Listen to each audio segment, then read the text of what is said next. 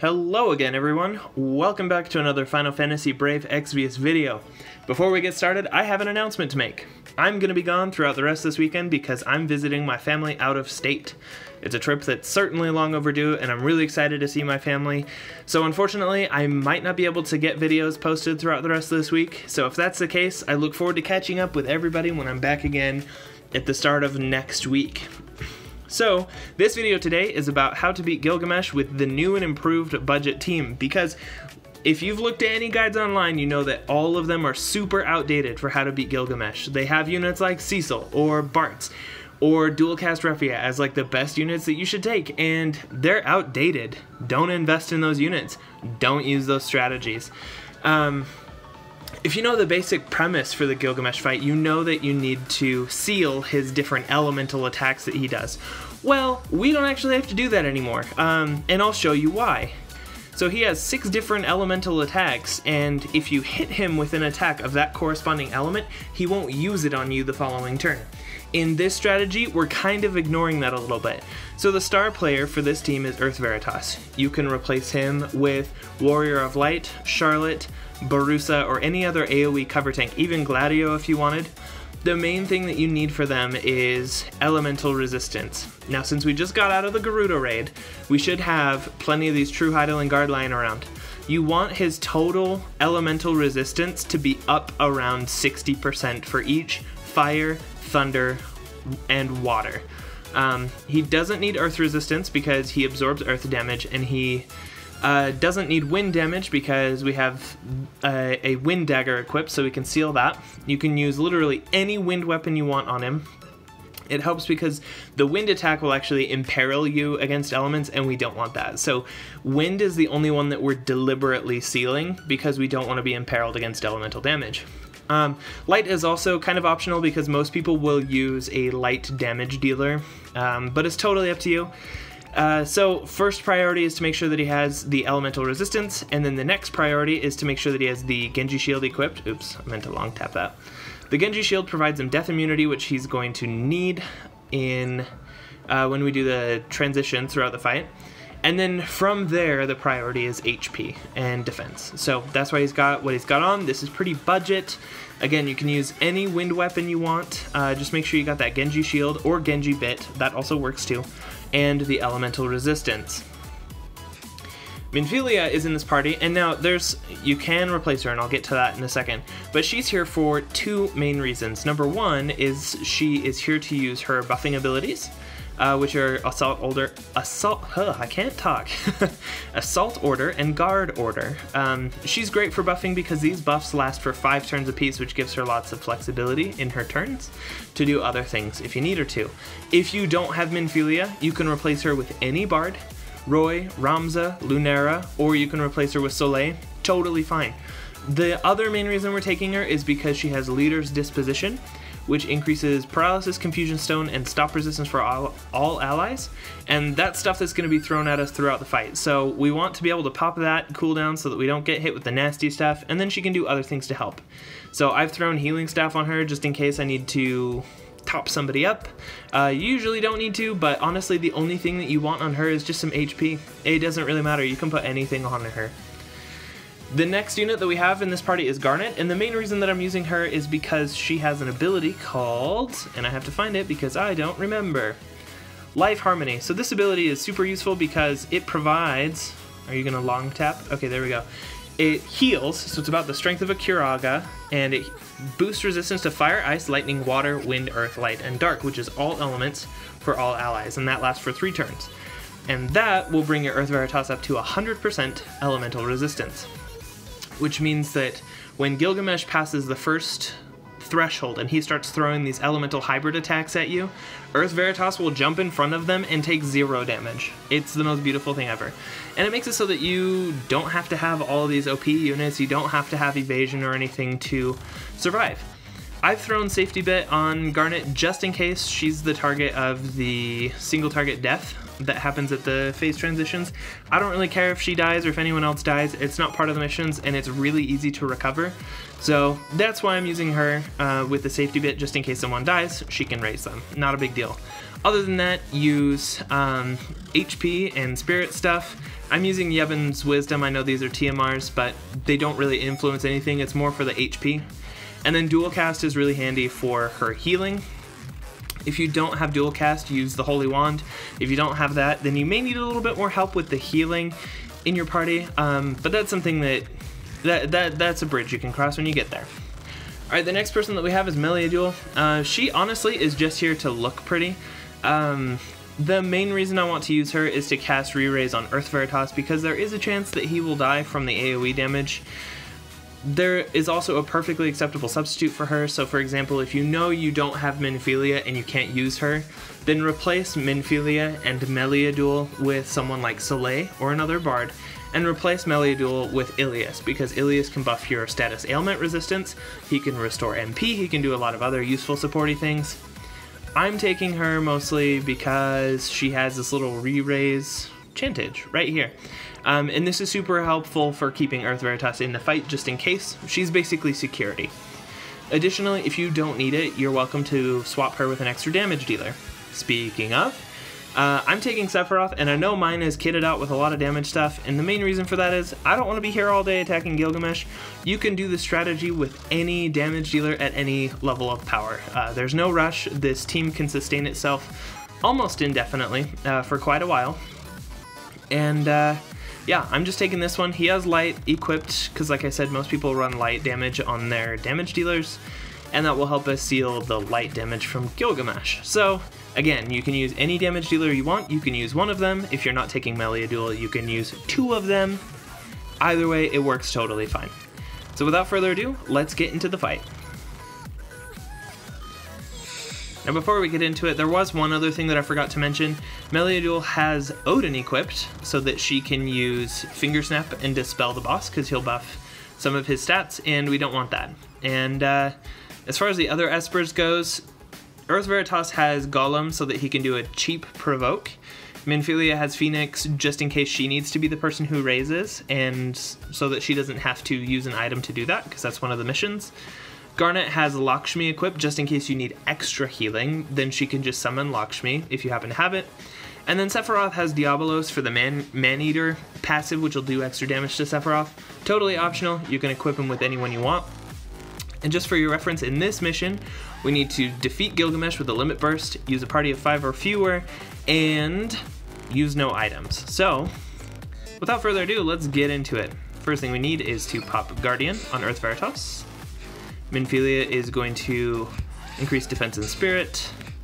Garnet is going to boost elemental resistance. Meliadul is going to put Re-Raise on Earth Veritas just in case. And then Sephiroth's going to do a little bit of damage. I'm worried because this is a really OP Sephiroth, so if you're newer to this and you're trying to follow this guide, he's going to do quite a bit more damage than you might be able to do. Okay, yeah, we're good. We don't want to go below 80% just yet. 80% is that first threshold where he's going to do an AoE death on the party, and we don't want that. Or not an AoE death, gosh, an AoE attack with that single target death, and we don't want that to happen until we've got all of our buffs and everything ready to go. So the next step for Earth Veritas is to put up break resistance, because one of the elemental attacks that, I think maybe two of them, that Gilgamesh does will break your stats, and we don't want that. Minfilia is going to buff us against status ailments. Garnet is going to do some heals. Meliadul, so the boss buffed himself, you can see the buff above him. It boosts his defense and spirit, which decreases the amount of damage he takes. So we're just going to finger snap him real quick so that goes away. And then I'm going to guard with Sephiroth because he does like way too much damage. And as you can see, Earth Veritas is jumping in front of everything, except for that light damage attack. This is what the light damage dealer will stop from happening, but as you can see, it really doesn't do that much damage. It's all good.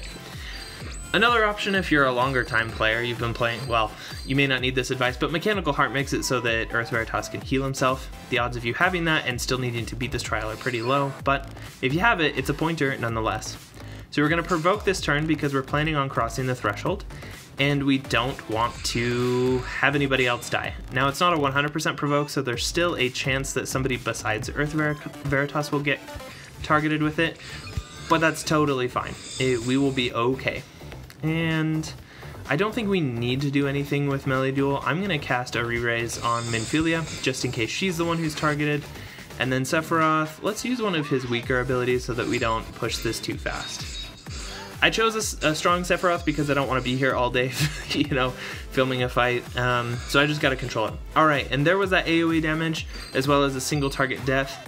The death attack obviously targeted either Earth Veritas or Garnet because nobody died, and that's exactly what we wanted. So now we just refresh our 3-turn rotation. We still have our defensive spirit up from before, so it's kind of overkill, but we're going to do it again. And Garnet, gotta do our, oh, we have to do elemental resistance this turn. Oops, forgot. That's okay. So we do Life Harmony, which should give us a decent amount of HP. It's probably not as much as we would like, but that's okay. Melee Duel can do Chantage on Earth Veritas just in case. And then Sephiroth's gonna do a little more damage because I'm curious where, oh geez. Oh, that's right. He buffed himself, so we did like negative damage just there. We do kind of want to demonstrate how Earth Veritas really just does not care about the damage when he has that much elemental resistance. And see, we didn't even need the healing. He was totally fine. So we're going to continue our rotation. Ailment resistance. Garnet is going to top everyone off. Oop, not that one. There we go. Melee Duel is going to Finger Snap this turn so that he doesn't have that massive defensive buff. And why not? Let's do it. Let's do some damages. I thought that would do a little bit more than it did. I don't want to push it too fast because 50% is the next threshold where he'll cast the AoE damage as well as the death attack. So, as you can see with the elemental resistance, Earth Veritas really does not give a flying crap. He just does not care. Alright, and this turn, to provoke or pop his limit burst? Probably provoke is the smart thing to do. Yeah, let's do that. And then we'll buff attack and defense again. Garnet will heal everyone again. Melee Duel is going to do her little re-raise again on Minfilia. And then Sephiroth, let's do a little bit of this. This may, if we push to 30%, that's bad. And that's 2 thresholds at once, so hopefully we don't just die outright. No, we're fine. Earth Veritas eats everything and he just doesn't care. And because he's countering with the wind weapon that he has equipped, he's sealing the wind attack that Gilgamesh will do, and that will imperil you against, I think, all elements, so you really don't want that. So, back at it again. Let's pop Guardian. I'm going to see if I can get away with popping the elemental resistance again, because we're going to want that, and then Minfilia can do a little bit of healing on top of it. Hopefully it's enough. And then Finger Snap. And let's watch on this one, because I'm pretty sure he's going to hit Earth Veritas with his Earth attack. And the reason why Earth Veritas is preferred for this over the other tanks is because Earth damage heals him. Gilgamesh does an Earth damage attack that will deal 75% of the tank's health, which you don't want other tanks to take that, because it will hurt them unless, I think they can resist it with 100% resistance, but this actually just heals Earth Veritas. He really just doesn't care, and it's awesome. So, we're just going to do a little more damage. I'm going to simulate you walking down the long road to the end of the fight. Alright, let's see what he can do. Oh, he buffed himself again, and there was that second threshold that we had passed the turn before. The other nice thing about this is that Earth Veritas helps fill limit bursts very nicely. We're going to save the MP. He's getting a little low on MP, so we're just going to use Demon Wall instead. And I think we need to refresh our status ailment resistance with Leader's Disposition. And Garnet will heal. Yeah, because we need to kill Gilgamesh with a limit burst, so I'm going to dispel his defenses again. Sephiroth is just going to auto attack.